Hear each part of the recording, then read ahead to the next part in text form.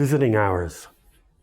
I'm driving northwards across the border into South Down and farther north, driving through a lean vegetation into summer, golden and sweet, allowing my mind to wander to familiar and unfamiliar places. A map lies on the passenger seat beside me.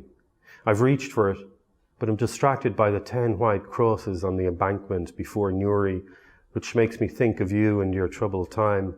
How you'd hid beneath the bedclothes, a starched white sheet, an old blue blanket, one which reminds you of our childhood. How do I know it's you, you'd said, from under the dishevelled canopy you'd created? How do I know you're not just a voice in my head? I've tapped you on the back to stir you from your week-long disturbances, shifting from sleep to waking dream.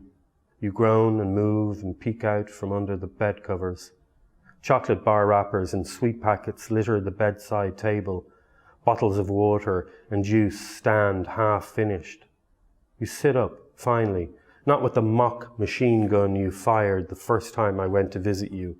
It could happen, you bellowed, dispensing several rounds at the other patients. This time your one caveat is, it's worse than one flew over the cuckoo's nest. Said without the grin, but with the doleful look you carry on occasion, the same no doubt when you met in Spain 2 men from the IRA, 2 men you say who followed you there after 3 years surveillance to interrogate and torture you. I had just started to work on the border when you fell into your troubled state, filling out funding applications for peace and reconciliation. Peace money is what they called it, as if such an ambition had a price tag. I wondered now, as I drove across borders, what solicitude it would take to bring you back to who you were.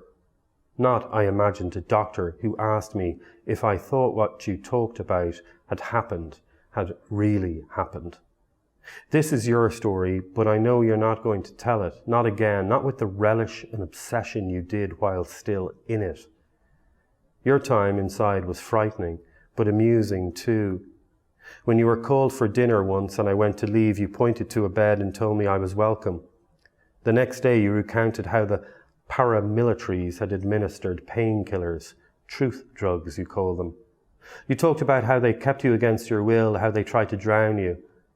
I turn on the radio, but it serves no distraction, and so I drive on with the thought then that this is the legacy of the conflict, or one of its legacies, that after the bombings, the shootings, the warfare and ceasefires, after peace and reconciliation, what some of us are left with is a man in a hospital bed, afraid for his life.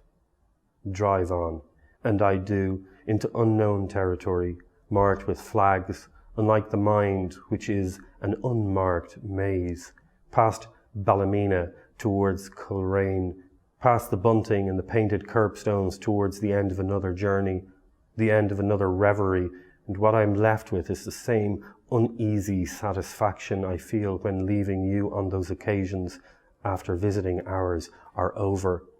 Namely the questions, what is real, what happened, what really happened, and, dear brother, part of living, part of the struggle, our struggle, I suppose, is that no matter how much we think about it, interrogate our pasts or actions, no matter how much we beseech you or each other, we'll never really know.